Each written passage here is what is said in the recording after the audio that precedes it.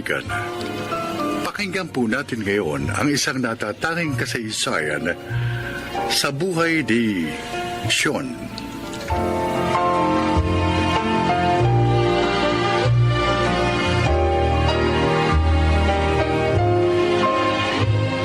Ako'y simpleng babae. Ang gusto ko lamang sa buhay ay maging masaya at maranasan na mahalin ng totoo. At salamat sa Panginoon dahil dumating sa buhay ko si Berting.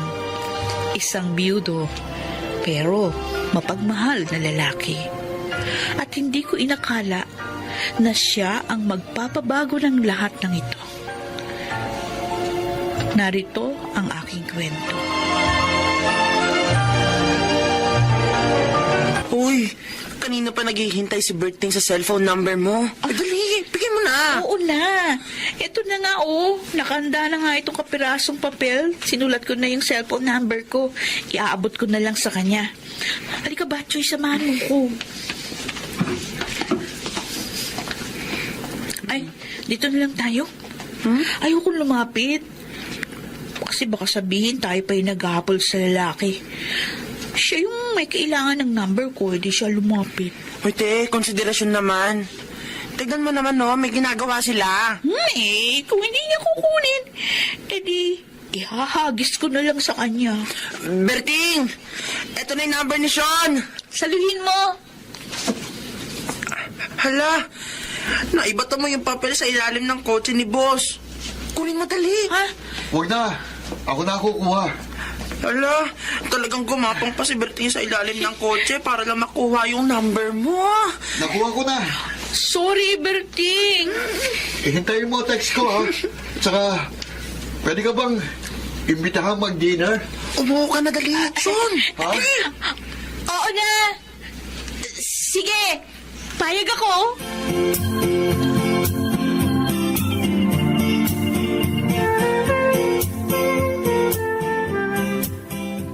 Oh, mga anak, nandito na ako. Pa, may bisita po pala kayo. Hindi niyo po agad sinabi para naman nakapaglinis po kami ni Joy ng bahay. Nakakaya po tuloy sa bisita ninyo. Ayos lang, mga bata. Huwag kayong mag-alala. Pa, pasok na po kayo ng bisita niyo. Sean, pasensya ka na kung maliit lang ang bahay namin. Pero, kahit na ganito lang ang tahanan namin, feel at home lang, ha? Ito naman, Bertie. Okay lang Siya nga yun. pala, mga bata, sa sesyon, yung sinasabi ko sa inyo, na love ko. Sean, ito ang mga anak ko. Si Makoy, yung panganay. Tapos ito si Joy. Kayo po pala yung laging kinukwento sa amin ni Papa. Ay, nagkukwento ba siya? Opo! Palagi pong masaya si Papa kapag ikinukwento niya kayo sa amin. Love na love po kayo ni Papa. Totoo yun, Bertie? Oo, totoo. Love na love kita. Siya nga pala, Sean, dito ko na kumain ng dinner, ha? Magluluto ako ng sinigang. Wow, sarap. Huwag kang mag-alala. Masarap akong magluto. Kapag nahatikman mo ang sinigang ko, Talaga? makakalimutan mo pangalan mo. Baka nga, mapasagot na kagad kita, eh.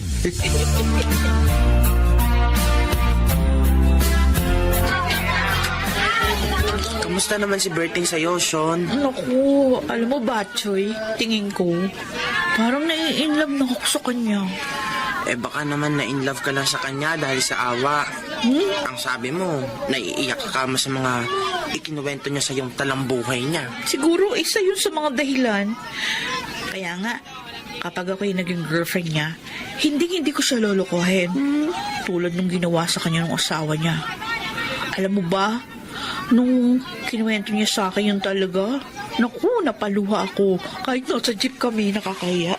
Friend, sigurado ka na ba na mahal mo siya? Oo naman. Kung ganun pala, bakit hindi mo pa siya sagutin?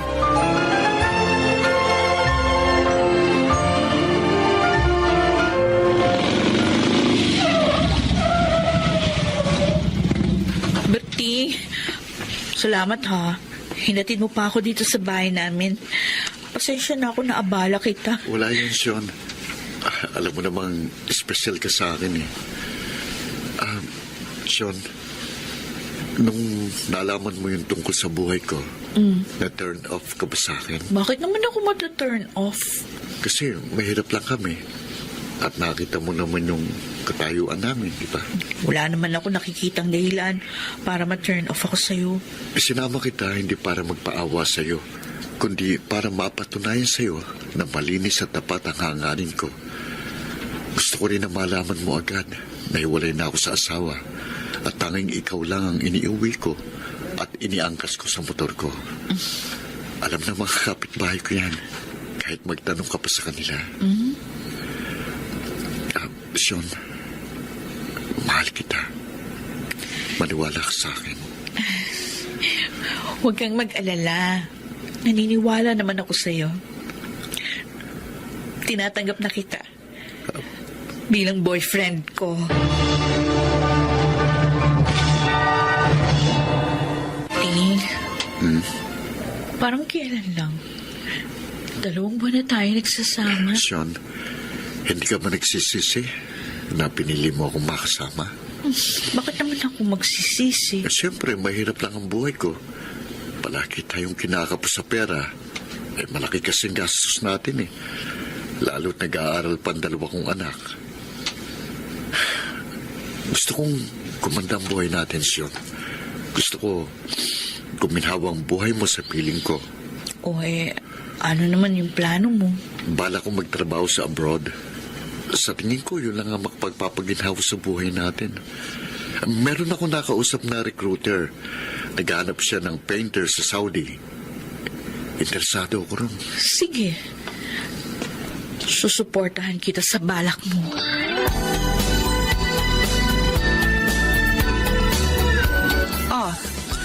Kumusta naman yung kalibin mo, Hasyon? Mabuti naman po si Berting doon, Ate Mona. Maganda naman yung trabaho niya doon sa pinagtatrabahuhan niyang car company sa Saudi bilang painter. Siguro nga, masusunod mo na yung mga gusto mo. Kasi nag-abroad na yung kalibin mo. Pero, Sean, masaya ka ba sa sitwasyon niyo? Ha? Aminin ko sa'yo, ate. Malungkot ako kasi hindi ko pa siya makasama. Gusto ko siyang yakapin, kaya lang di ko magawa kasi magkalayo kami. Sobra ka siyang namimiss. Miss na miss ko si Berting. Kung hindi nga lang talaga kailangan, di ko siya papayagang umalis.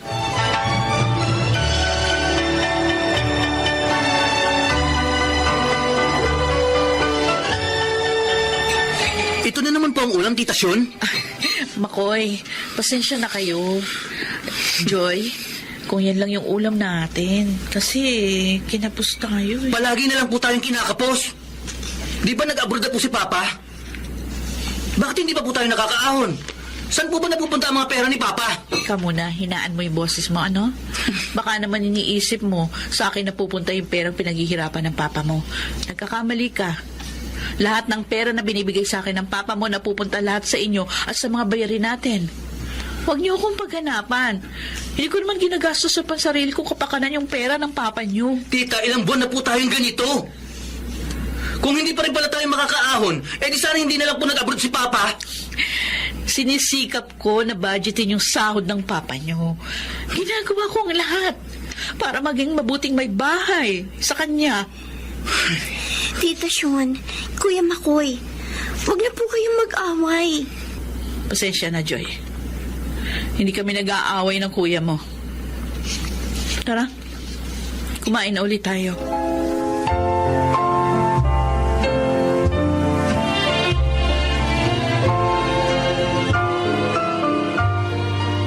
Makoy! Makoy, mag-usap tayo. Buksan mo tong pinto. Ayoko kayong kausap! Ano ba yung mga pinopost mo sa Facebook laban sa akin?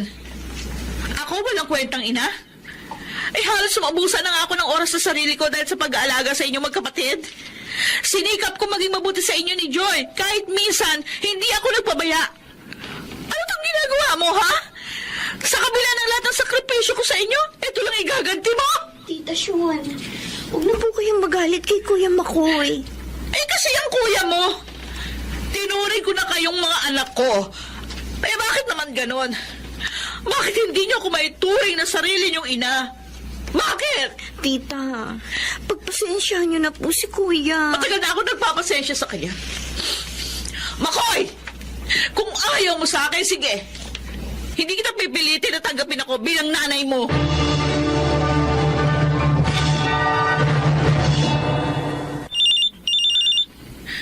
Hello? Sean, kumusta ka na? Berting, bakit ngayon ka lang tumawag? Sorry kung hindi ako nakakatawag sa'yo. Mahal mo pa ba ako? Oo, mahal na mahal kita. Bakit natiis mo na 2 linggo wala kang call o message man lang? Nabalitaan ko lang kasi yung pag-aaway niya ni Makoy. Nasaktan ako kasi doon sa ginawa mo sa anak ko kaya hindi ako nagme-message sa'yo.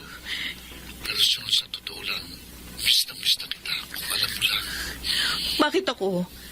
Hindi ba ako nasasaktan doon sa mga pinagsasabi ng anak mo laban sa akin? Iba ba yung sinabi niya sa'yo sa pinakikita niya sa akin?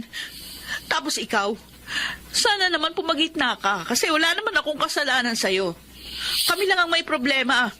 Pero ano, nagawa mo akong tiisin? Ginagawa ko naman ang lahat para mamagitan sa inyong dalawa. Patawarin mo ko kung para sa'yo hindi ako naging patas. Pero sa pagkakaalam ko, naging patas ako sa inyo. Sorry na, please. Magpatawaran na tayo. Ayusin na natin ang problema natin. Saan matatapos din ito? Huwag tayong magpadala sa mga problema. Berting, Huwag tayong maghihiwalay kasi masasaktan ako. Mahal na mahal kita. Ipangako mo sa akin na kahit nasa gitna tayo ng pagsubok, ako lang ang mamahalin mo at kahit kailan, hindi mo ko iiwan. oo. Pangako. Walang iwanan. Kaya natin ito.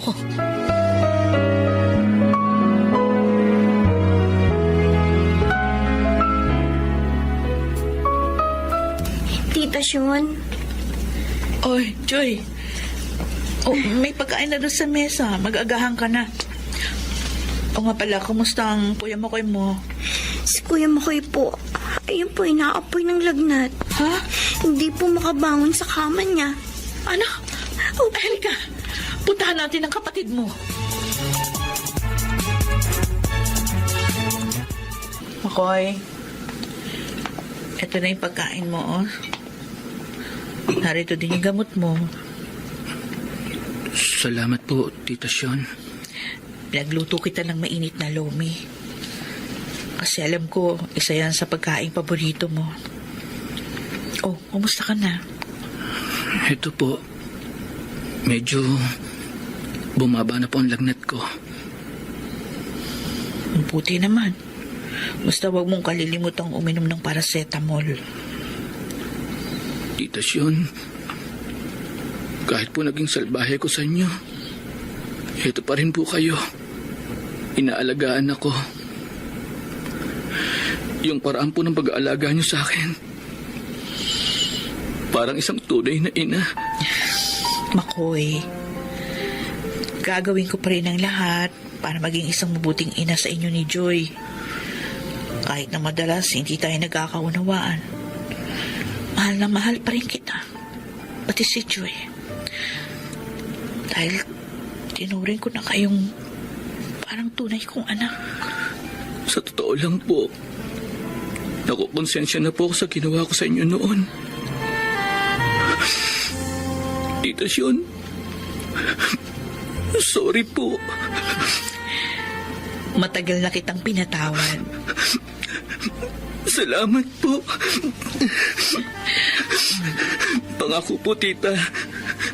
Simula po ngayon, sisikapin ko na po maging mabuting anak. Siya tama na.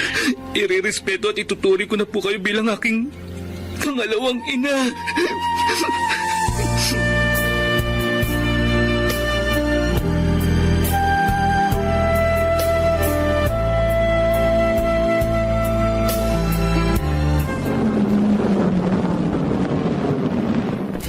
Tita Sean!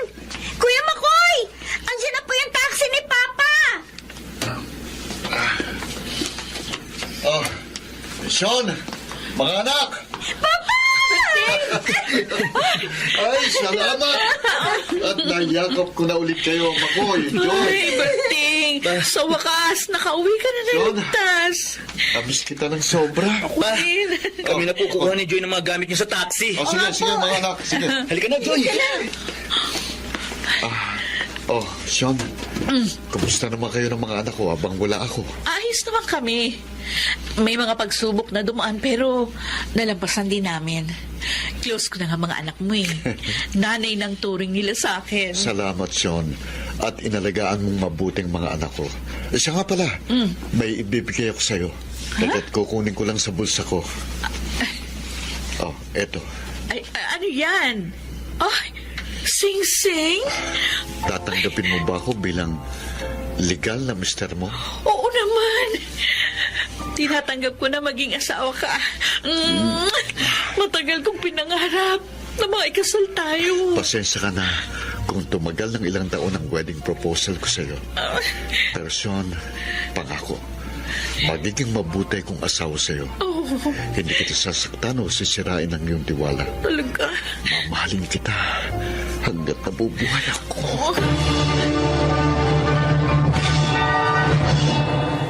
Nagpapasalamat ako sa Diyos dahil kahit na maraming pagsubok na dumating sa aking buhay at sumukat ng pasensya ko, nalampasan ko agad yon. Sa ngayon, kasal na kami ni Berting at 4 na taon na kaming nagsasama bilang legal na mag-asawa. Samantala, mama na ang tawag sa akin ni Makoy at Joy at masaya ako dahil malaki ang paggalang nila sa akin. Hindi na nag-abroad si Berting dahil meron kaming business na tinayo. At sa awa ng Diyos, masasabi ko na successful yon. Wala na akong mahihiling pa. Masaya na ako sa buhay ngayon, kapiling ang aking pamilya. Ako si Sean, ito ang aking buhay.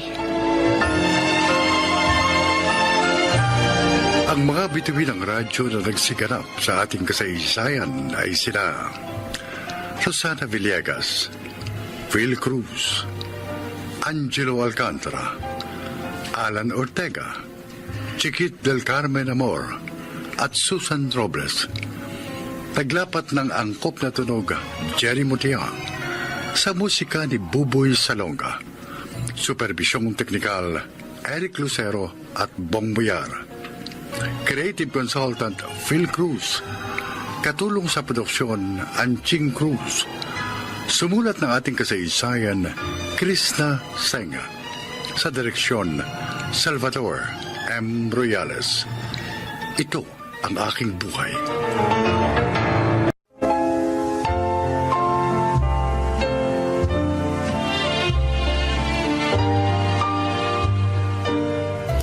Mga kaibigan, pakinggan po natin ngayon ang isa pang natatanging kasaysayan na ilalahad sa atin ni Tobal.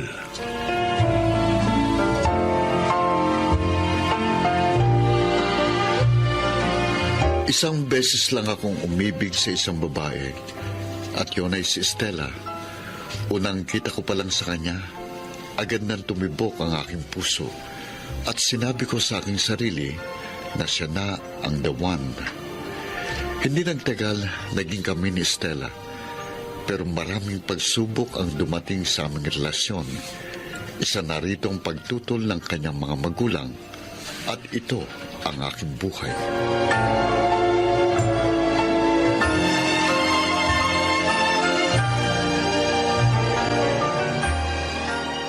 Tobal, Estela, akala ko hindi ka na darating. kaya ako dumating para personal na makipag-break sa'yo. Ano? Huwag ka namang ganyan. Hindi magandang biro yan. Gusto kasi ng mga magulang ko na makipag-break ako sa'yo. Pero bakit?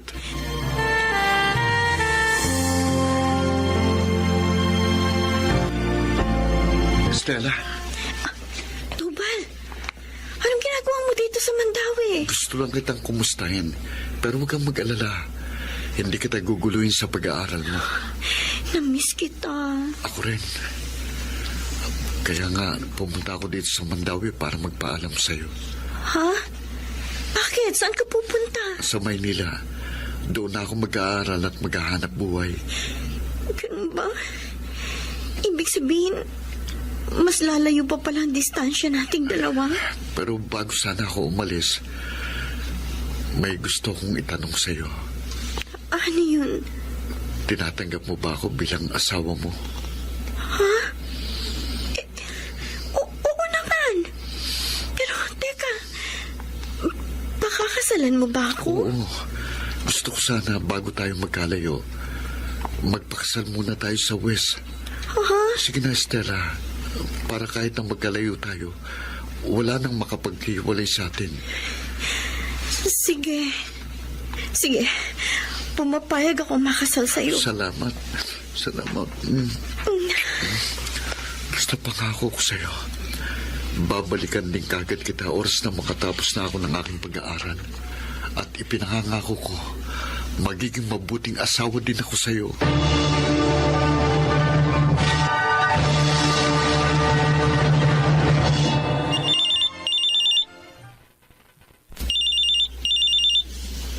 Hello, Tobal? Hello, mahal. Happy first monthsary. Happy first monthsary din. Biruin mo, 1 month na pala tayo mag-asawa. Bilis ng panahon, ano? Oo nga. Pero hanggang ngayon, hindi pa rin tayo nag-honeymoon. Huwag kang mag-alala. After ng graduation natin doon tayo mag-honeymoon. Kumusta ng asawa ko? Eto, ayos naman. Katatapos lang ng final exams namin. Ay, sana pumasa ako. Huwag kang mag-alala. Papasa ka niyan. Matalino ko yung asawa ko. Ikaw, kumusta ka naman dyan sa Manila? Eto, ayos lang din. Nagre-review ko para sa final exam namin sa next week. Okay lang din ang trabaho ko dito sa pawn shop. Wala ka bang ibang babae dyan? Ano? Bakit naman ako mabababae? May asawa na ako. Malay ko. Maraming magagandang babae dyan sa Maynila. May tiwala ka ba sa akin? Oo naman. Mali. Han, basta tutuparin ko yung promise ko sa'yo nung araw ng kasal natin na forever ako magiging tapat sa'yo. Namimiss ko ng asawa ko, ha. Gusto ko sana siyang mayakap ng pagkahigpit-higpit. Ako nga rin Pero kailangan natin magtiis. Para din to sa kinabukasan natin.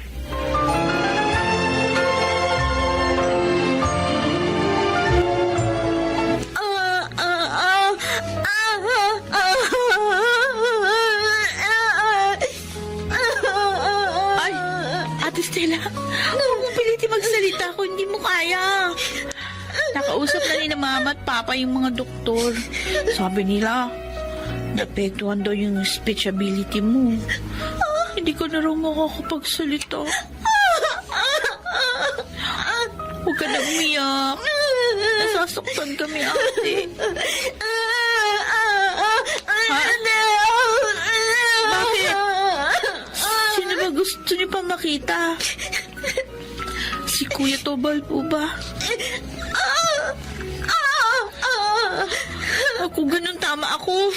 Sige, susubukin ko siyang tawagan para ipaalam sa kanya yung nangyari sa'yo.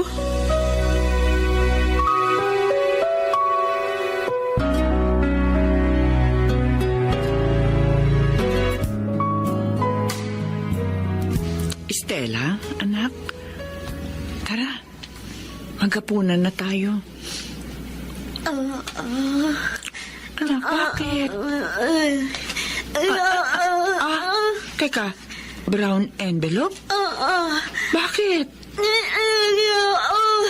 Oo, sige. Bubuksan ko. Stella, ano ito? Marriage contract niyo na ito, ba? Ano? Ang ibig sabihin? Mag-asawa na kayong dalawa? Pero Stella, bakit mo naman ginawa ito sa amin? Alam mo naman, ayaw namin sa lalaking yun. Pero bakit sinuway mo pa rin kami?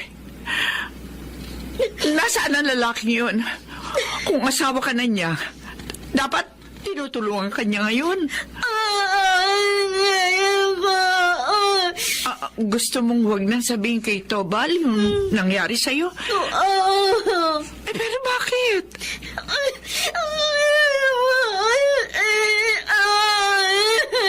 Ayaw mong sabihin sa kanya ang totoo. Kasi natatakot ka na baka iwanan ka niya dahil sa nangyari sa'yo.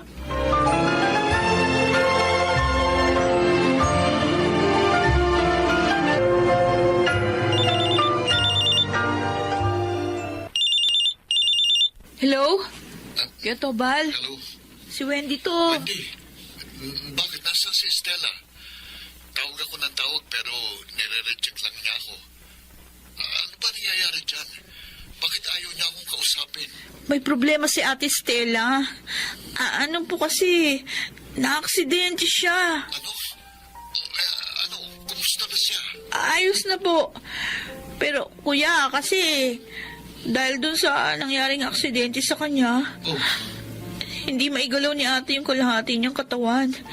Tapos, hindi na siya nakakapagsalita. Wendy, alam niyo ba na kasal kami ni Stella? Oo.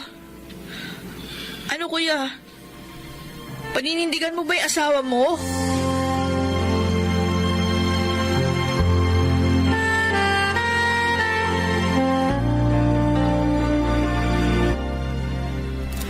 Stella, anak, meron kang bisita.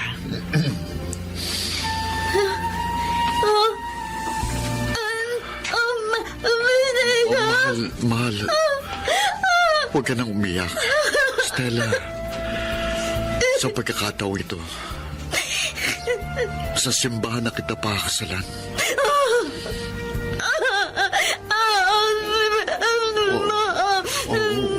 Walang nagbago sa pagmamahal ko sa'yo. Tanggap kita kahit ano pang itsura mo. Kahit ano pang kapansanan mo ngayon. Nandito ako para tulungan ka. Para alagaan ka. Para paglingkuran ka.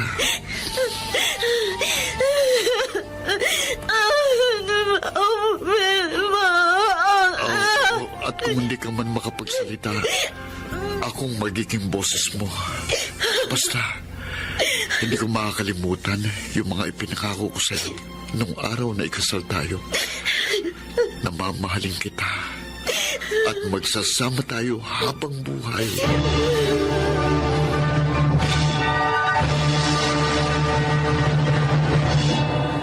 Ang pag-ibig ay parang ginto. Kapag totoo, hindi kumukupas. Ganon ang pagmamahal ko sa aking asawang si Stella. Lumipas ang 10 taon, masaya pa rin kami sa buhay at buo kong ipinagmamalaki na pinagsisilbihan ko ang aking asawa ng buong tapat. Samantala, pagtitinda ng barbecue sa tapat ng aming bahay ang pinagkukunan namin ng kabuhayan sa ngayon. At salamat sa Diyos, nakakaraos kami sa araw-araw. Hindi ko kailangan ng maranyang buhay dahil para sa akin, ang makasama ko ang aking asawa sa araw-araw ay sapat na para sa akin. Ito po si Tobal, mapagmahal na asawa, at ito ang aking buhay. Mga nagsiganap, Chiquit del Carmen Amor, Lionel Benamin, Susan Robles, Angelo Alcantara, Rosana Villegas, at Chiquit del Carmen Amor sa papel na Stella. Naglapat ng angkop na tunog, Jenny Mutia, sa musika ni Buboy Salonga.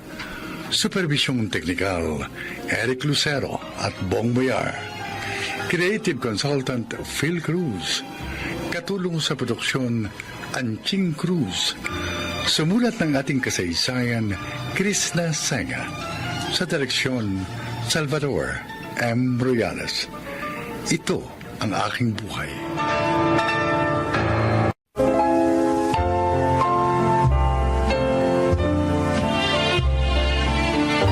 Mga kaibigan, pakinggan po natin ngayon ang isa pang natatanging kasaysayan na ilalahad sa atin ni Jack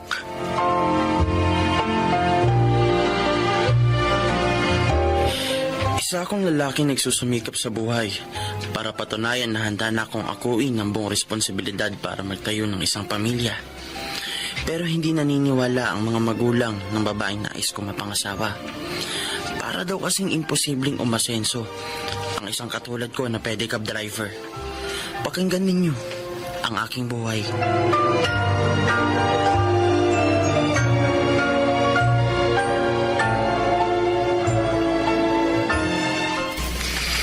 Jack, kala ko hindi ka na darating eh.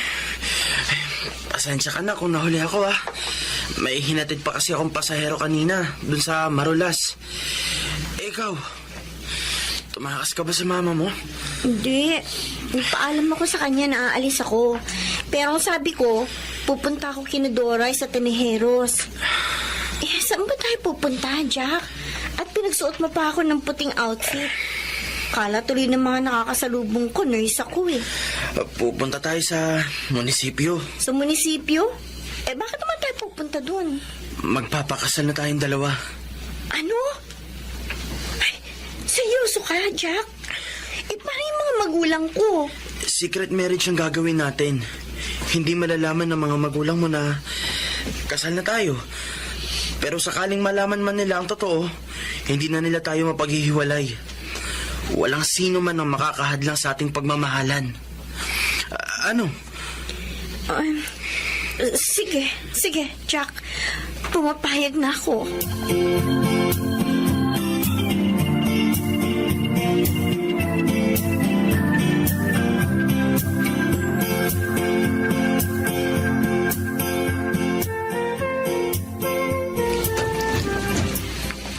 Bakit ngayon ka lang, ha, Josie? Saan ka galing? Inabot ka ng ganitong oras.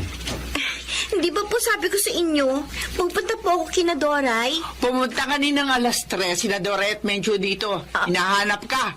O ngayon, sabihin mo sa akin, sino ang kasama mo? Si Jack. Ano po kasi? Anong ginawa niyo ng lalaking yun, ha? Saan kayo nagpupunta? Ginabi ka ng uwi. Hindi ko naman po kasama si Jack.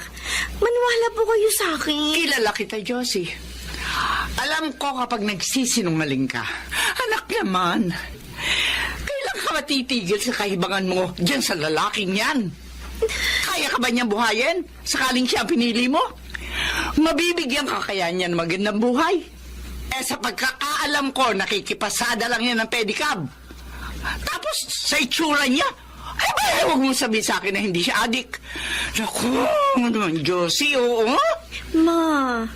Mahal ko po si Jack. Yan pagmamahal mo sa hindi tamang lalaki ang magpapahamak sa'yo. Josie, hindi kita pinipigilang magmahal. Pero sa tamang lalaki naman. At naniniwala ako na hindi si Jack ang tamang lalaki para sa'yo.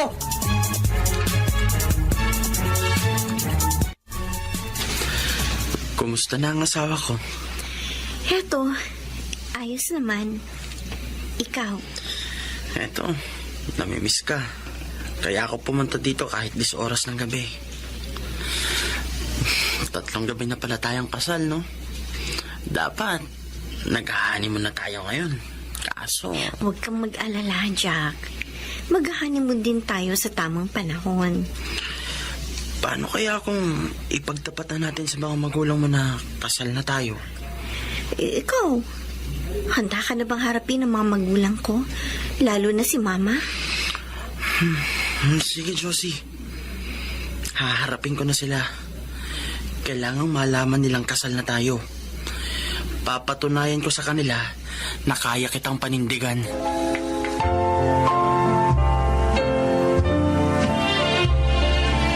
O, Josie, ano ba pag-uusapan natin? Dinala mo pa yung asungot na yun sa pamamahay ko.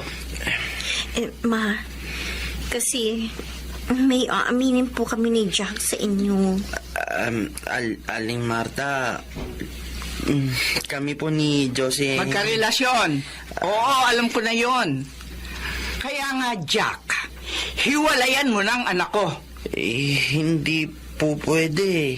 Kasi Kasi kasi... Oo. Ay, Magbibigkasan lamang ba tayo ng mga letra, ha? Diretsuhin nyo na nga ako. Ano ba kasi, ha? kasal na po kami ni Josie. Opo, Ma. Nung 1 buwan pa po kami nagpakasal sa West. Ganon. Hindi po kayo galit? Hindi. Hindi ako galit. Talaga po? Ay, oo. Naku, hindi ako galit. Kasi napakabuti mong anak. Teka, ha? May kukunin lamang ako sa kusina. Babalikan ko kayo, ha? Ang bilis namang pumayag ng mama mo. Grabe, hindi ako makapaniwala. Oo, Ma. Ibig sabihin, approve ka na kay Mama. Ano nga, prob? Ma? Ma! Bakit niyo hawak-hawak yung ito? Aling Marta naman, ibaba niyo yan. Sino may sabi sa inyo na approve ako sa'yo, ha? Hayop kang lalaki ka. Ita! Ito!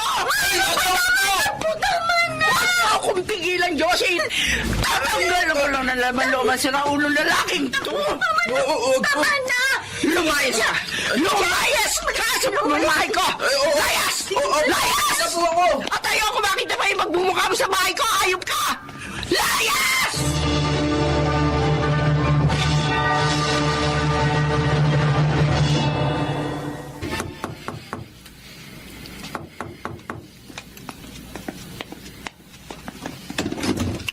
O, Jack.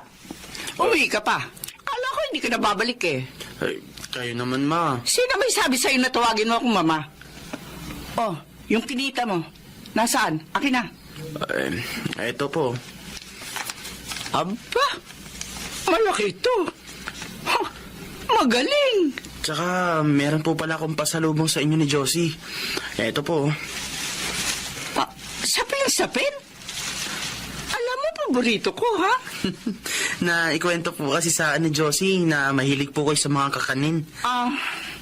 Sige, halika. Pumasok ko na doon sa loob. Nakahanda na rin yung pagkain mo doon sa mesa.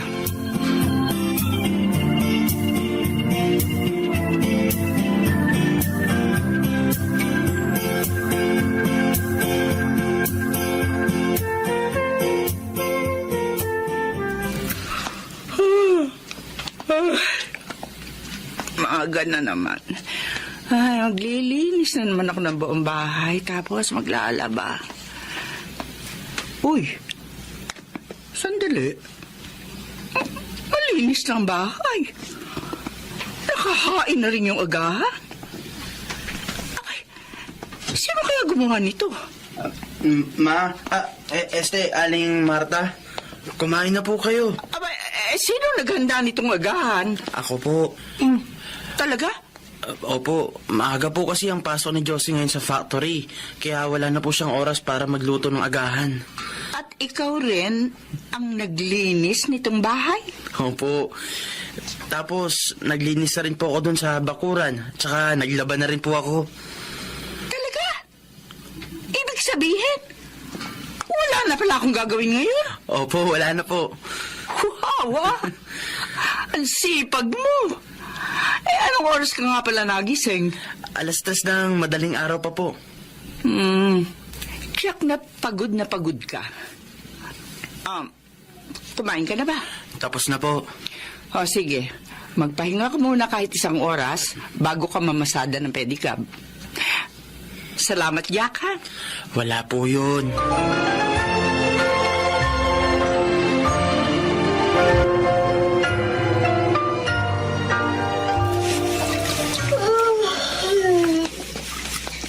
Wow, sipag naman ng asawa ko.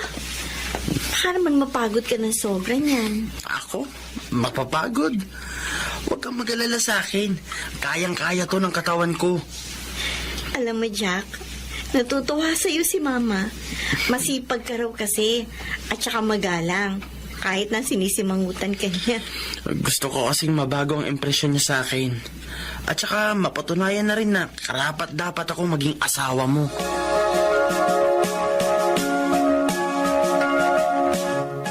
Ano, Marta? Kumusta naman yung manugang mo si Jack? Ba, ayun. Masipag naman. Mabait, magalang. At saka madiskarte sa buhay. Oh. Oo. Nakita ko naman na ginagawa niya ang lahat para mabigyan ng magandang buhay si Josie. Ay, Mare, nagkamali ako sa panghuhusga ko sa kanya. Ibig bang sabihin niya, boto ka na sa kanya? Oo. Oo.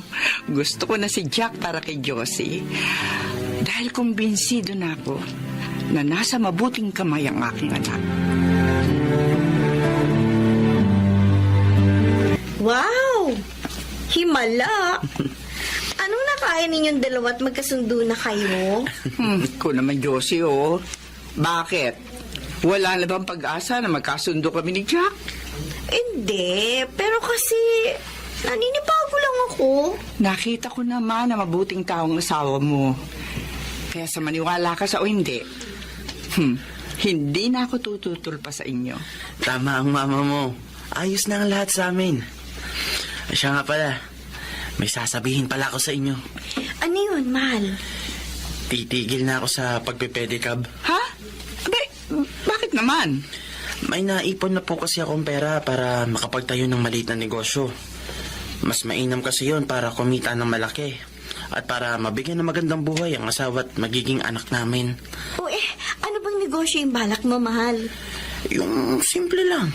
Bali, magtitinda tayo ng fishball, squidball, kwek-kwek, isaw at saka calamares. Yung isa kong kakilala, binibenta na yung food cart niya. Balak ko yung bilhin, gamit yung naipon kong pera. Mas malaki ang kikitain ko doon kaysa sa pagpipedicab ko kapag nagkataon. Naku, maganda yung naisip mo. Sabihin mo sa akin kung paano ka makakatulong. Magtutulungan tayong dalawa na itaguyod yung naisip mong negosyo. Basta ako, buo ang suporta ko sa inyong dalawa. At handa rin akong tumulong sa inyo. Maraming salamat po, Ma. Sana magtagumpay yung binabala kong negosyo. Magtatagumpay kayong dalawa. Basta maging positibo lang kayo sa buhay nyo.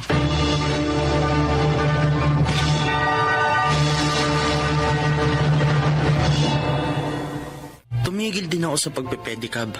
At sa halip, ay nagtinda ako ng mga pagkain gamit ang food cart. Nagbebenta kami sa tapat ng isang pampublikong eskwelahan. Maganda naman ang kita at nasusustentuhan naman nito ang pangangailangan ng aking pamilya.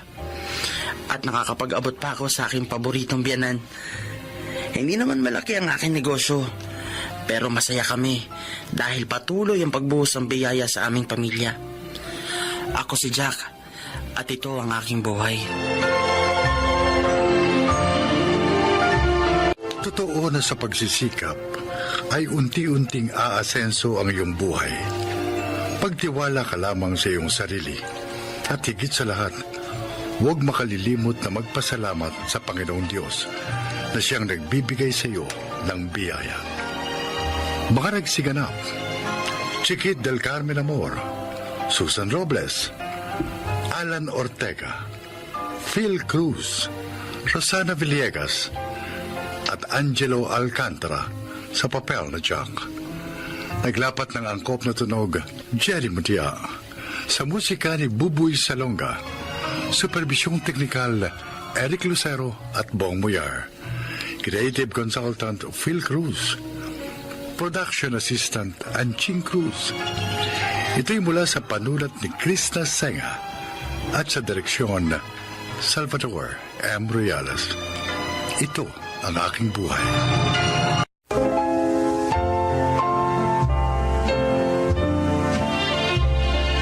Mga kaibigan, sa araw na ito, inyong maririnig ang kwento ng isang may bahay na nanindigan sa kanyang mga saloobin, hindi lang para sa kanyang sarili, kundi maging pati sa kanyang mga anak. Siya ay si Laura. Magkasintahan pa lang kami ni Luis na magpunta siya sa Sharjah at magtrabaho doon bilang isang fire engineer sa mga itinatayong malalaking building sa nasabing emirate.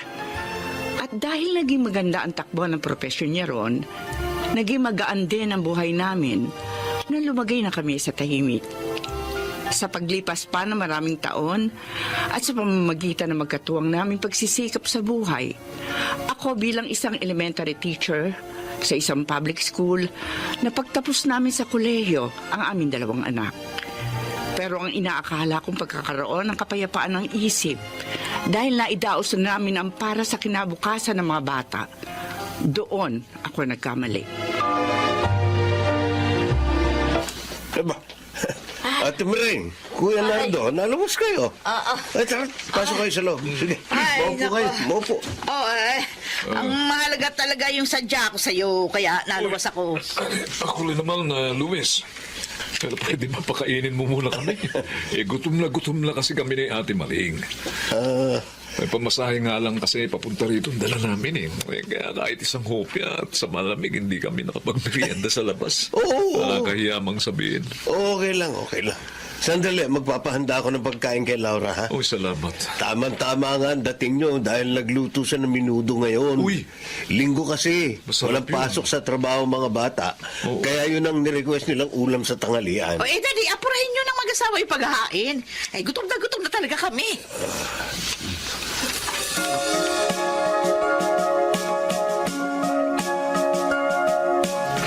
Alam mo, Kuya, kinakabahan talaga ako. Kapag pumupunta dito yung mga kapatid ni Daddy. Bakit naman? Allergic ka na ba talaga sa mga partido ni Daddy? Kasi nga, mukhang may hihingi na naman kani-kanyang pabor. Tuwing pumupunta ang mga yan dito, talaga namang may mga pakay. Ang hindi ko pa gusto sa kanila, pangit magsipagsalita. Wala sa hulog ang mga sinasabi. Malamang ganun sila makipag-usap sa mga kasama nila sa bahay. Ewan ko ba dyan kay Daddy? Parang giliw na giliw pa siyang kausap yung mga kapatid niya. Malambot kasi si Daddy pagdating sa mga partido niya Hawak siya sa leeg ng mga kapatid niya.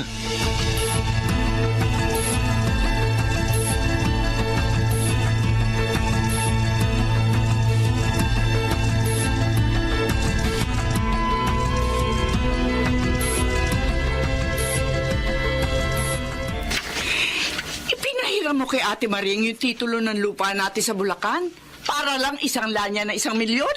Oo, kaya nga kailangan kong umuwi rin bukas para makausap yung pagsasanlaan.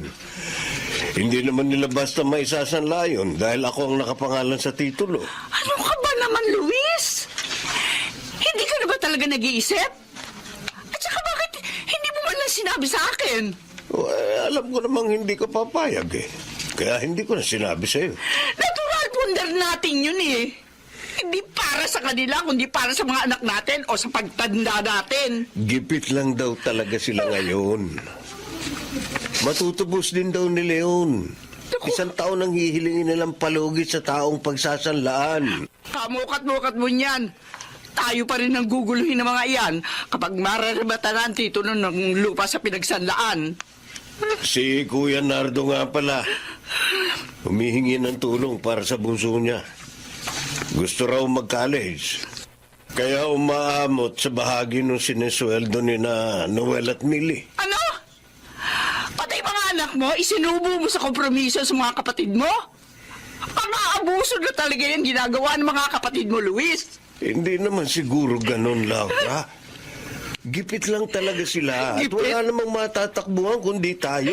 Pang-aabuso yun, Luis! Pang-aabuso! Pang-aabuso yun! Laura, magbalik ka rito. Huwag mong pagsalitaan ng ganyan ng mga kapatid ko. Laura!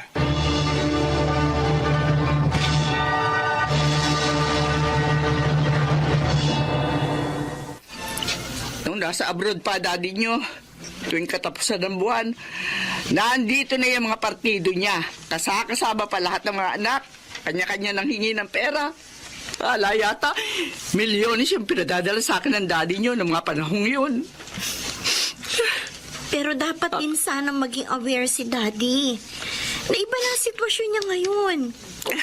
Hindi pa niya masabi sa mga kapatid niya na wala naman siyang trabaho para masustentuhan pa ang mga yun. Mataas nga kasi pride ng daddy nyo.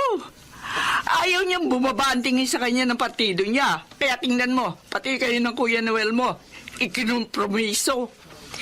Binigyan pa niya kami ng problema ni Kuya Noel. Lalo na ako. Bago pa lang ako sa pagiging computer hardware engineer. Kaya hindi rin naman ganun kalaki yung sahod ko. Ang mahirap pa sa ginawa niyang yan. Aasa na talaga yan si Kuya Nardo sa makukuha sa inyo. Ako, Jack. Tuwing araw ng sahod nyo, nandito na yun. Nakabang na.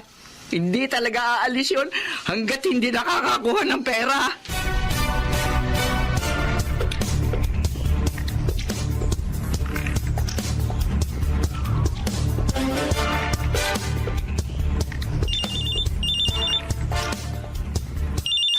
Sino kaya itong tumatawag? Kasagsagan pa naman ang auditing job ko ngayon. Number lang kasing lumalabas sa screen ng cellphone ko. Hindi naman pwedeng hindi ko sagutin. Dahil baka nga tungkol sa trabaho at importante. Hello? Hello. Sino po sila? Yun. Ang titulado mo ito. Tito Nado. Kayo po pala. Oo, kinuha ko nga kasi yung cellphone number mo sa dati mo. Para sa ino nga ako dumirekta. Yung nga kasing ipinangako niyang monthly allowance ng anak kong bunso na nasa college. Oh. Sa'yo ko lang araw kukulin. Ganun po ba? Oo. Pero hindi pa po ako sumasahod dito. Aba, pangutang mo na lang kami. Tapos ipamali transfer mo agad, ha? Kailangan na alam ko ng pera ngayon, Ganun ho ba? Oo.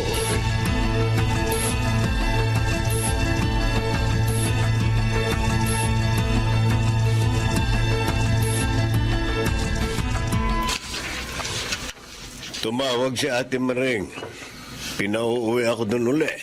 Magpapadagdag daw kasi sila ng kalahating milyon sa pinagsanlaan ng titulo ng lupa natin.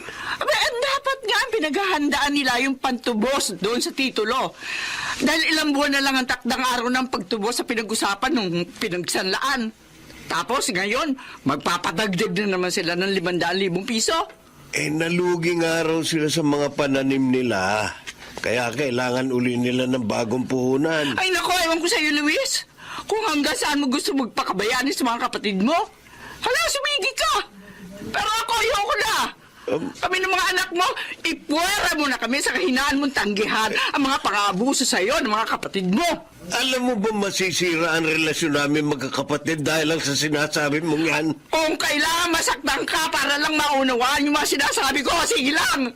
At kung kailangan magalit yung mga kapatid mo para lang maunawaan ako, paninindigan kong lahat ang mga sinabi ko.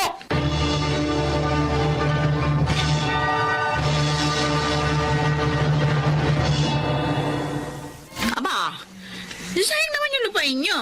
Kung hindi matutubos yun, Luis. Kahit 2 milyon may pagbibili pa yun. Wala nga kaming pera. Kaya hindi namin na masasagot yung pagtubo sa pagkakasanla ng lupang yun. Pwede, pagbili mo na lang ng tuluyan para mas mapakinabangan pa natin yung pinagbilhan. Ayun, oo. Tama si Ate Maring, Luis. Gawin na lang nating pera yung lupa niyong yun. Oo. Kesa sa marimata, di ba? Ha? Magmamatrikula na kasi si Bunso ngayong semestre na ito. Kulang na naman yung perang ibinibigay ng mga anak mo Yan nga ang isa ko pang gustong bigyan ng punto, Kuya Nardo. Oh. Hindi na makapagbibigay sa iyo mga bata. Ano? Aba, hindi po pwede yung Luis. Ano, iiwan kami sa ere ng mga anak mo? Oh. Ay, paano pag-aaral ng nursing ni Bunso ko? Kailangan din paghandaan ng mga anak ko ang kanilang kinabukasan. Aba, Mga bata pa sila at ito ang tamang panahon ng pagpupundar para sa kanilang hinaharap. Luis. Kung kaya hindi ko sila dapat hadlangan sa kanilang magagandang layunin.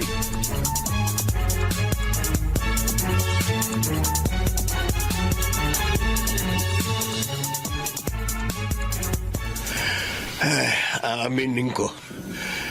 Ang gaan ang pakiramdam ko pagkatapos kong sabihin ng mga nasa sa loob ko kina Ate Maring at Kuya Nardo kanina. Parang nakawala ako sa isang mahigpit na pagkakagapos. Halos kalahati ng buhay mo. Naibigay mo naman sa kanila, Luis. Tsaka namulat din akong nadadagdagan pa ang mga taon sa ating buhay. Kailangan din natin paghandaan ang ating pagtanda. Maraming taong pa ang darating sa ating buhay na magiging magkatuwang pa rin tayo, Luis. Siyempre, kasama pa rin natin ang mga bata. Hanggang nandito pa rin sila sa poder natin, mananatili pa rin tayong nagtutulungan at isang masayang pamilya. Ngayon ko rin aaminin, napakapalad kong ikaw ang naging kabiyak ng puso ko, Laura. At pinasasalamatan kita dahil pinagkalooban mo ko ng mababait na anak na katulad ni Noel at Millie. Totoong wala akong mahihiling pa sa nasa itaas.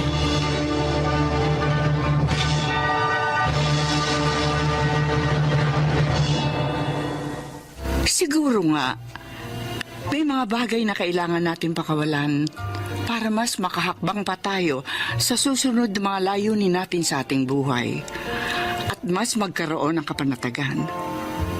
Sa huli, natanggap na rin ni Luis na ipagbili na lamang ang lupain namin sa Bulacan.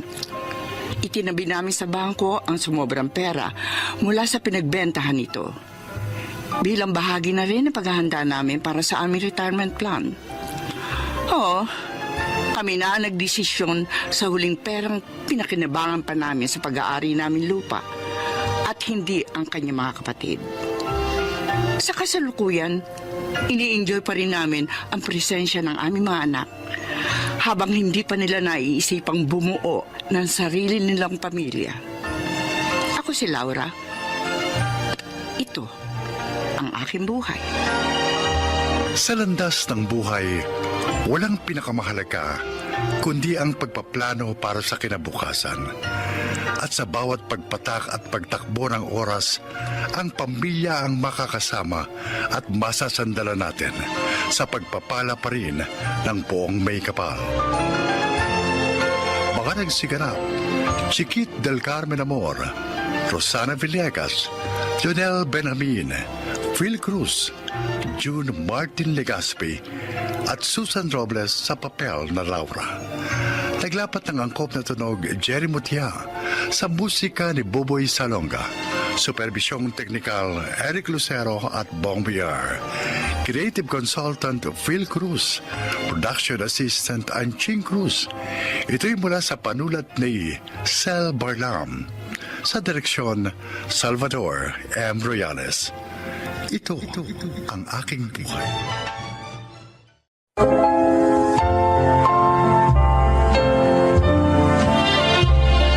Magandang araw po mga kaibigan. Isa na namang kasaysayan na kapupulutan nyo ng aral sa buhay ang inyong maririnig. Ito ay ang kwento ni Brian. Panganay ako sa amin ni Lorna. 20 anyos lang ako noon nang pumanaw si Tay. Makaraan ng ilang buwan, nagkasakit si Inay at nasunog ang aming bahay. Kaya naman upang mabuhay, napilitan akong kumapit sa patalim. Nalabis ko naman pinagsisihan. Kaya lahat ay ginawa ko upang mabago ang buhay ko.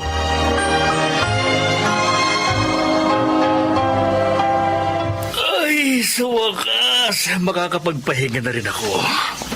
Pagod ka na naman, kuya. Di bale, masaya naman ako, Lorna.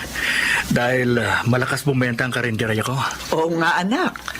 At dahil doon, naipaayos mo na itong bahay natin. At may 2 tricycle ka na rin pamasada. Oo nga. At naipundar kong lahat ng ito sa loob lang ng 3 taon. Nagtagumpay kang baguhin ang iyong buhay, anak. Abay, pwede ka nang mag-asawa. Naku, inay, palagay ko po, malapit nang dumating ang panahong yon. Malapit na makapag-asawa si Kuya Brian. Ano ba naman yung sinasabi mo, Lorna? Naku, huwag ka nang magkaila, kuya. Halata ko yan. May gusto ka sa kaibigan kong teacher, si Janine.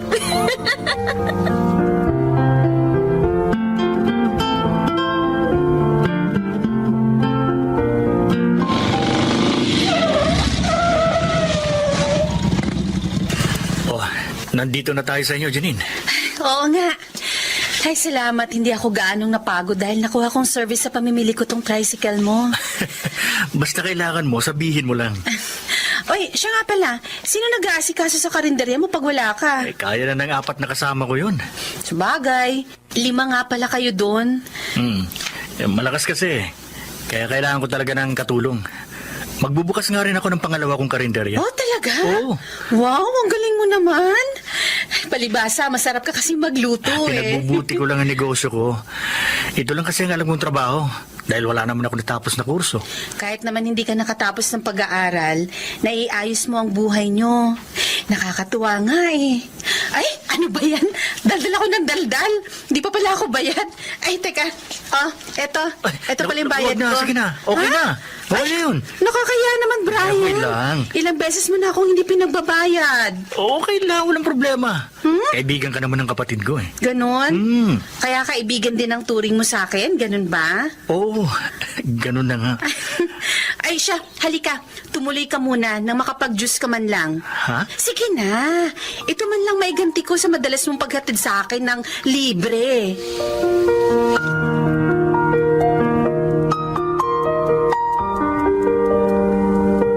Ano, tapos ka na mag-check ng mga test papers ng mga estudyante mo, Ma'am Lorna? Oo, Ma'am Janine. Kaya nga nagpunta na ako dito sa inyo para makapagkwentuhan sa'yo. Bored ka ba sa inyo? Paano ako na kasi mag-isa doon ngayon? Nasa sina Brian at Aling Elisa. Ay, hayon, tinulungan ni Inay si Kuya. Ngayon ang opening ng pangalawa niyang karinderya Oh, ang sipag talaga ng kuya mo Maswerte ang mamahalin niya. Totoo. Kaya maswerte ka. Ano? Ikaw talaga? Kung magsalita ka, hindi naman nililigaw sa akin si Brian. Pero mahal ka ni Kuya. Nahihiya lang siya magtapat sa'yo. Nahihiya? Bakit naman?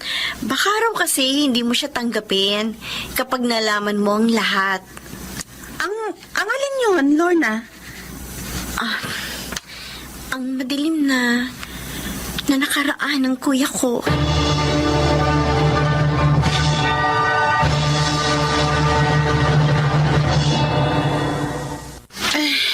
Salamat sa paghatid mo sa akin, Claude.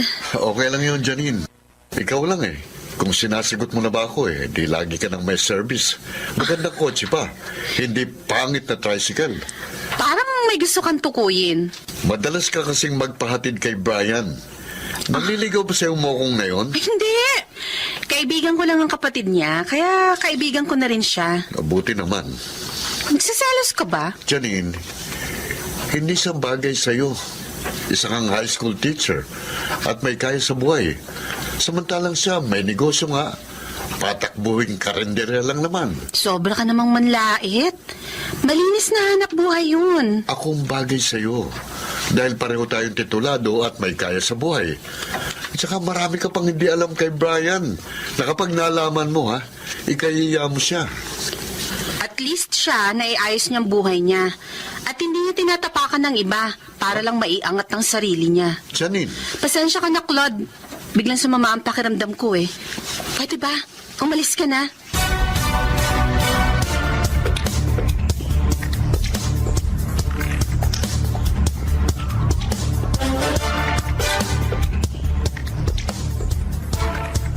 Ating gabi na. Ayaw pa rin akong dalawin ng antok. Naiinis pa rin ako sa parang pagtatanggol ni Janine kay Brian. Para bang si Brian pang mas mabuti sa tingin niya kaysa sa akin? Ang mabahong putik na lalaking yun. Tatalunin ba yata ako kay Janine? Hindi. Hindi maaari yun. Hindi ako papayag.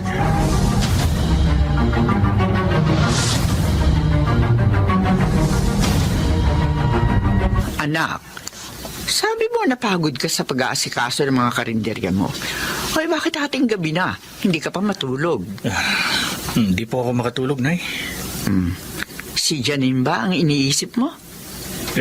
Nay, inihatid po siya ni Claude kanina sa bahay nila. Dadalawin ko po sana siya pero nang makita ko sila, hindi na po ako tumuloy. Manliligaw ba niya ang lalaking yan? Yun po ang sabi ni Lorna.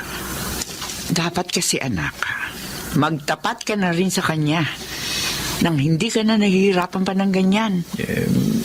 Natatakot po ako na Nag-aalala ako. Baka kasi masaktan lang ako. Huwag mong katakutang masaktan ka. Ang mahalaga, lumabang ka. Mahirap yung nasasaktan ka dahil wala kang ginagawa. Nay, alam niyo naman po ang dahilan kaya nag-aalala ako. Lahat ng tao ay may karapatang magmahal at mahalin. Kaya huwag kang magpatalo sa takot.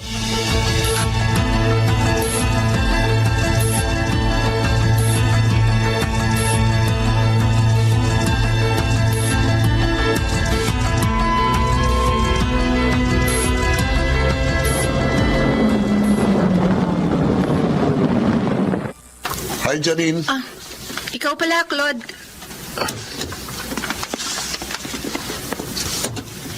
Nahirapan kang sumakay? Okay lang, may darating ding tricycle. Halika, ihatid na kita. Wag na. Salamat na lang. Sinong gusto mong maghatid sa'yo? Ang putik na si Brian? Wala siyang ginagawang masama sa'yo. Kaya huwag mo siya kamakin. Talagang pinagtatanggol mo siya?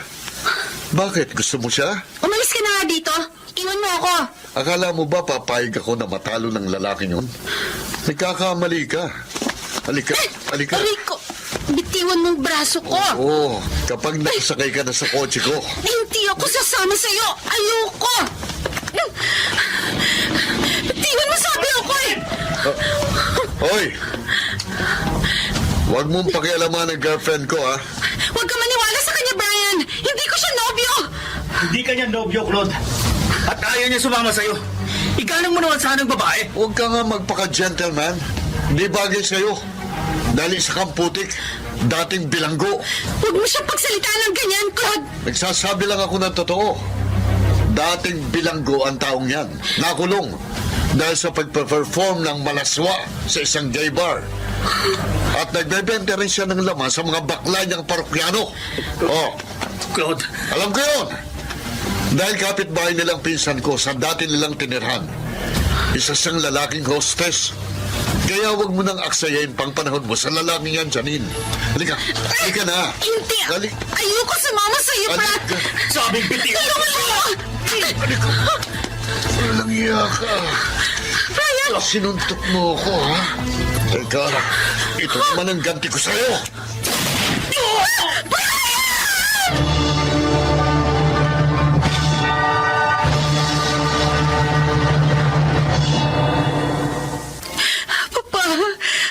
Papa, iniligtas ako ni Brian. Oh, Kung hindi siya dumating, malamang natangay na ako ng Claude na yon. kawawa naman siya. Ay, kumusta na siya ngayon, anak? Ay, ginagamot pa po siya ng mga doktor. Pero nasa ospital na po si Aling Elisa at Lorna. Papa, ayoko mawala si Brian. Ayoko. Sa nakikita ko sa'yo, mukhang talagang mahal mo siya. Opo, Papa. Pero hindi pa siya nanliligaw, hindi ba? Mahal po niya ako. Alam ko yun. Nahihiya lang siyang magtapat dahil sa nakaraan niya. Eh, kung ano man ang naging pagkakamali niya noon, naniniwala ako na napatawad na siya ng Diyos. Katunayan, maayos ang kanyang buhay. Salamat, Papa. Salamat sa pagtanggap sa kanya. Maraming salamat.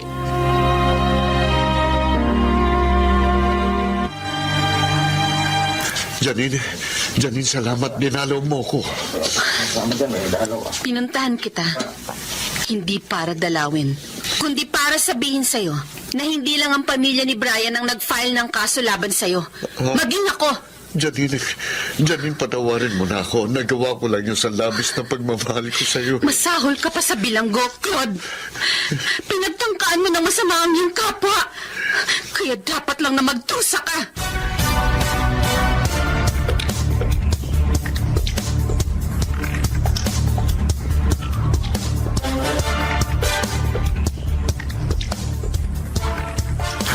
Anak, masakit pa ba ang sugat mo? Hindi na po gaano, Nay. Masaya kami at ligtas ka na, Kuya.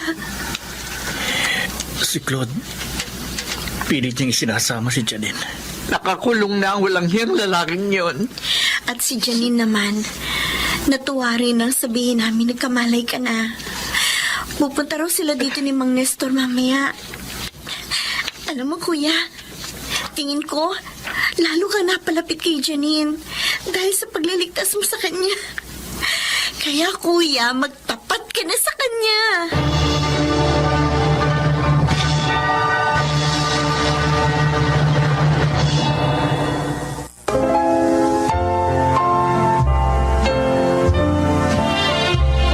Kasal na kami ni Janine ngayon at may isa ng anak. Salamat sa Diyos. Naging madilim man ang buhay ko noon. Tinulungan pa rin niya akong maiayos ang lahat. Ako po si Brian. At ito, ang aking buhay. Hindi lahat ng nahuhulog sa putikan ay tunay na marumi. Kaya sana, huwag natin silang hatulan dahil may bahagi pa rin sila sa lipunang ating ginagalawan. Mga nagsiganap: Susan Robles, Chiquit del Carmen Amor, Jenaline de la Cruz, June Martin Legaspi, Phil Cruz at Maynard Landicho Jr. sa papel na Brian. Naglapat ng angkop na tunog Jerry Mutia, sa musika Buboy Salonga, supervisyong teknikal Eric Lucero at Bong Boyar, creative consultant Phil Cruz, production assistant Anching Cruz. Ito'y mula sa panulat ni Selma Corporal Alcantara, sa direksyon Salvador M. Royales. Ito ang aking buhay.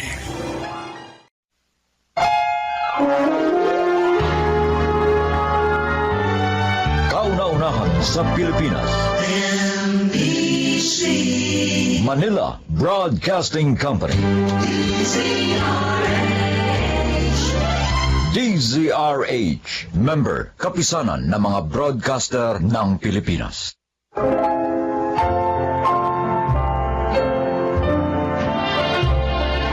Magandang araw po sa inyo mga giliw naming tagapakinig. Narito ang kasaysayan ng isang dalagang na puno ng galit ang puso. Siya ay si Heidi. Matagal akong napalayo kay inay. 8 taon pa lamang ako noon nang iwan niya ako sa kanyang kaibigan na si Tita Delia. Yun ay dahil pumanaw si Itay. Sa simula, maganda ang trato sa akin ni Tita. Pero nang lumaon, nagbago siya.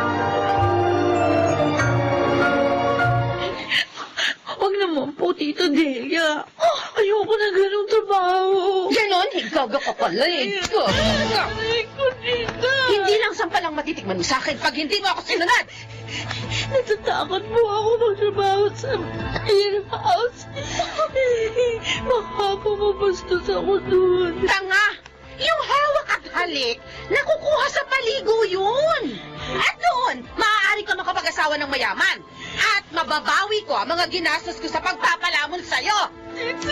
Alalahanin mo, ha? Dito ka tumira sa bahay ko ng mahabang panahon. Matagal na rin hindi nagpapadala ng perang panggastos mo ang nanay mo. Pinabayaan ka na niya. Kaya dapat lang na ngayong malaki ka na. Mabawi ko naman ang kwarta ko. Ipasok niyo na lang po akong katulong. Huwag lang po doon. Baka niyo nalawa. Matigas ka talaga. Ayaw mo? Ha? Ayaw mo? Ha? Maldita ka? Ano? Ha? Susundin mo ako? O sasabunutan kita hanggang makalbo ka?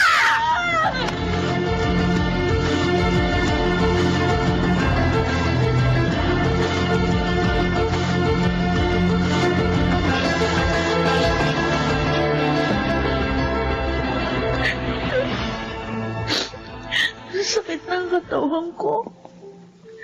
Dahil sa...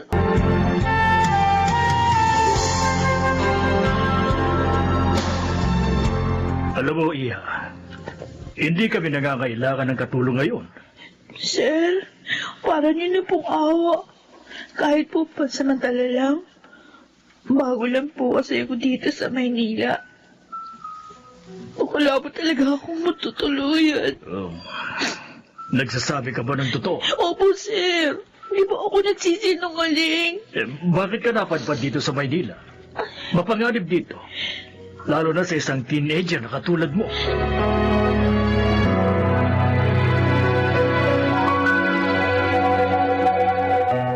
Dalawang buwan na sa iyo, Kuya Romulo? Oo, Renato. Naawa naman kami kaya hindi namin mapalis. Mabait at masipag naman kasi. Kung talagang totoo ang dahilan niya, kaya napadpad siya dito sa Maynila, nakakaawa nga siya. Palagay ko naman totoo yun. Mula naman ang tanggapin ko siya. wala kaming nawawalang gamit o kahit na ano sa amin. Kuya, ano kaya sa tingin mo kung kunin na lang namin siya? Di ba may dalawa ka ng katulong? Si Mildred na lang. Dahil nag-asawa na si Nova. Sabihin mo na sa kanya, kuya. Para bukas, kukunin ko na siya. Para naman hindi na mahirapan si Mildred sa mga trabaho dito.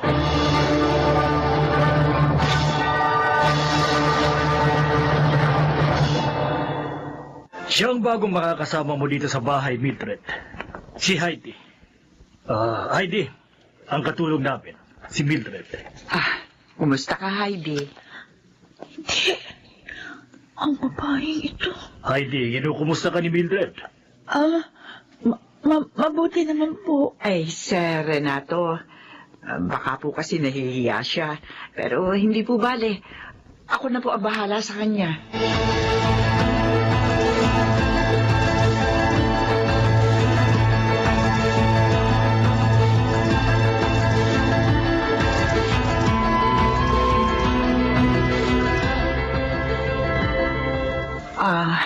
Heidi, pwede ba tayo mag-usap? Pwede naman, Ano ba yun? Mula kasi nang dumating ka rito, tahimik ka lang eh. Di naman kasi ako dalahira. Baka lang kasi maaari tayo magkwentuhan dahil magkasama tayo sa trabaho. Ayokong i-chismis yung buhay ko. Hindi naman ako chismosa. Pero kung wala ka sa mood makipag-usap, sige lang. Itatanong ko lang sana kung ano-ano kayang gawaing bahay ang alam mo. Lahat po alam ko. Kahit naman kasi pinabayaan ako ng nanay ko. Natuto pa rin ako sa pamamagitan ng ibang tao. Di mainam. Hindi na pala kita tuturuan. Kaya ko nga rin ang trabaho kahit na ako lang mag-isa dito.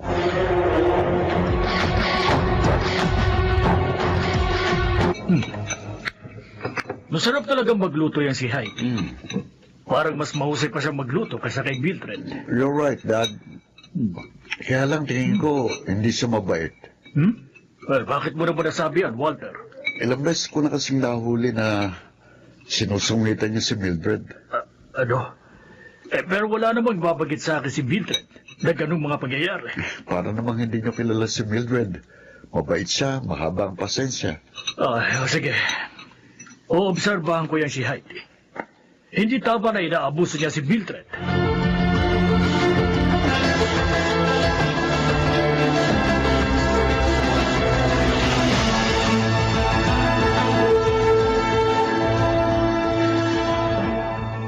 Heidi, masama pa pakiramdam mo? Kasi namumutla ka eh. Oo nga, akong pakialaman. Huwag ka sana magalit, ha? Nagmamalasakit lang naman ako sa'yo. Bakit? Kailan ka pa natutong magmalasakit sa akin? Ha? Kailan pa? Teka, hindi kita maintindihan. Galit ka ba sa akin? Ilang galit? Galit na galit. Heidi, bakit naman? Talaga bang kahit pangalan ko, kinalimutan mo na rin? Teka, ano ba talaga ibig mong sabihin? Pati pangalan ng anak mo, kinalimutan mo rin? Anong klase kang ina? Heidi, hindi ko nakakalimutan ang pangalan ng anak ko. Oo, kapangalan mo nga siya. Teka, huwag mong sabihin na Ako nga! Akong batang pinabayaan mo. Sama-sama mong kaibigan na si Tita Delia. Anak! Heidi! Ayoko makan. Ganito ko sa'yo. Sarili mo lang iniisip mo. Hindi totoo yan. Hindi totoo yan. Pinabayaan mo akong palamunin at alilayin ng masama mong kaibigan. Dahil doon. Kaya pinagmalupitan niya ako. Kaya kahit high school, hindi ko natapos. Gusto pa niya ako ipasok sa biras. Oh, Diyos ko. Hindi ko alam na ginawa niya yun sa'yo, anak. Halos Halos lahat ang kita ko pinadadala ko sa kanya para mapag-aral ka lang. Sinungaling ka! Nagsasabi ako ng totoo, anak. Alam yun ng Diyos. Hindi kita kailanman pinabayaan.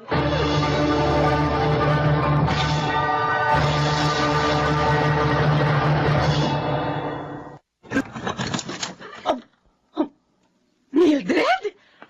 Ay, ikaw nga. Ay, ba't naman yung sinabing uuwi ka dito sa probinsya? Nasaan ang anak ko, Delia? Ha? Sabi ko na ako makita siya. Kwan. Nagtanan siya. Oo, nagtanan nga.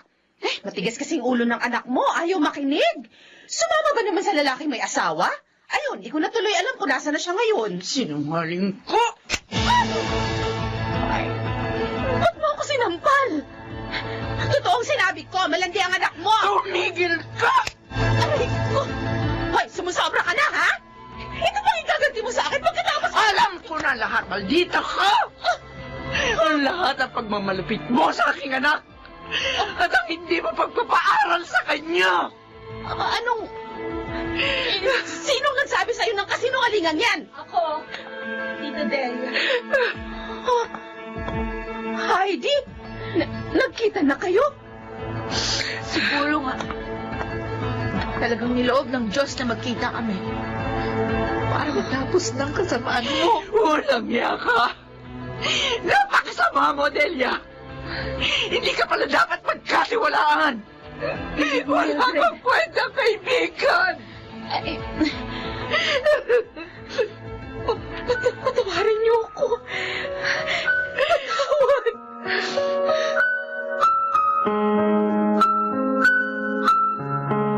Ngayon naman siguro, naniniwala ka na sa akin, anak. Opo, Nay.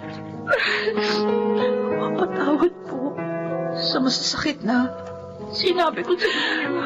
Ay, di anak ko. Patawarin mo rin ako. Dahil ipinagkatiwala kita sa isang maling tao. Ay, Nay. Anak. Ang tagal kong pinanabikan na muli kayong mayakap at makasama. Ako man, anak. Ako man.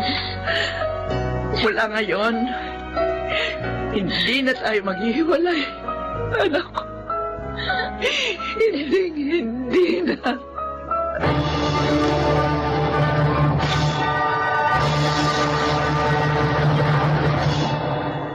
Nakatapos na ako ng pag-aaral sa kolehiyo. At yun ay dahil sa tulong ni na Sir Renato. At maligaya na kami ni Inay ngayon. Ako po si Heidi. At ito ang aking buhay. Totoong mahirap ang maging ina. Hindi biro ang mga responsibilidad.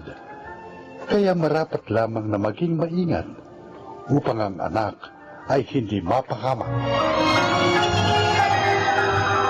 Mga nagsiganap: Susan Robles, Jeneline de la Cruz, Lionel Benjamin, Maynard Landicho, Phil Cruz at Rosana Villegas sa papel na Heidi. Naglapat ng angkop na tunog Jerry Mutiang. Sa musika, Buboy Salonga. Supervisyong teknikal, Eric Lucero at Bong Boyar. Creative Consultant, Phil Cruz. Production Assistant, Anching Cruz. Ito'y mula sa panulat ni Telma Corporal Alcantara. Sa direksyon, June Martin Ligaspi at Maynard Landicho Jr.